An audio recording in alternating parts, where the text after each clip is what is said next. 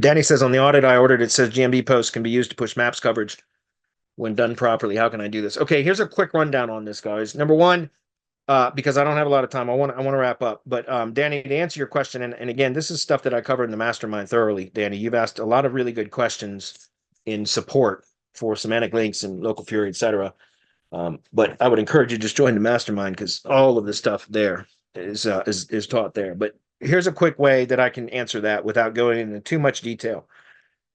Think about this, guys. Publish Google business posts where you're referencing different products or services that the company offers in the post text. Usually at the first line of the post text, you should be referencing product or service keywords, as well as locations for service area businesses. I know, Danny, you're in pest control industry, I believe. So that's a service area business. So reference in the post text specific neighborhoods, sections of the city or town, specific neighborhoods, specific street names. You don't have to reference actual physical addresses of client or customers that purchased pest control services, but you can reference a neighborhood name or a street name with different product or service type keywords in that same kind of post text. Have your clients, technicians that go out into the service area, snap a couple of photos on site from their mobile device and then upload it directly to the Google Maps profile. That will start to train Google that the company does indeed provide services in those locations. But then if you can get those photos from the technicians and then use those photos in the posts, right? And then reference in the GB post and then reference the specific neighborhood or street name that property was on. Because now what happens, guys, is now you're using geotagged photos that, especially if they've already been uploaded to the GBP, Google has all of that data, and that image is now recognized as stored in Google's cache. So when you go to use that image again, now as a GB post image, Google associates that image with what it already had in its database, right? It's cached because now it has all that geo-relevance data, the metadata, that it's already recognized from that photo, and it knows it's the same photo. And then you reference very specifically in the post tech. And by the way, guys, you can do this with review replies too. Replying to customer reviews. Do the same thing that I'm mentioning now. You don't have to insert photos, but you can mention specific product and services and neighborhood names, street names, etc. Because what does that do, guys? Think about that. If somebody is in a particular neighborhood, let's just call it, Brightwood Estates. Somebody's in Brightwood Estates, and you have a Google business post that's talking about,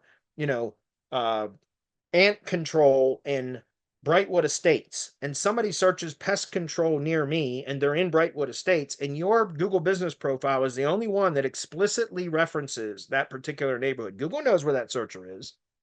Then it gives your Google business profile a much greater chance to rank or to get an impression for that search query because you explicitly mention that neighborhood that Google understands that person or searcher is in because they know where they're geolocated, right?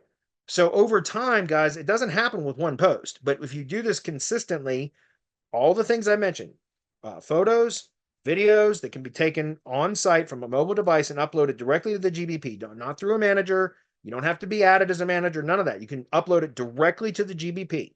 Then use those photos and or videos as part of a GB post, and then reference all those things that I just mentioned in the post text as well as also review replies.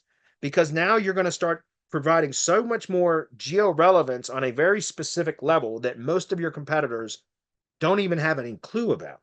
And so your Google business profile becomes that much more relevant to local searches because it explicitly mentions those geographic data signals that most of your other competitors wouldn't even imagine, wouldn't even think to do. That's clear. I've seen it time and again with tree guys. Some tree guys are good at that. Most of them are terrible. But I've seen it time and again where they end up canceling services with me because I taught them how to do that shit, and they don't even need SEO anymore because they're sending the right geo signals all the time that they don't even need SEO anymore, and they stay ranked across a large coverage area.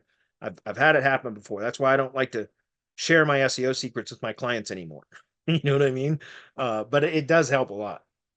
All right, moving on. When I say clients, I mean my local SEO clients. My white label clients I share my SEO secrets with all the time. Seriously. So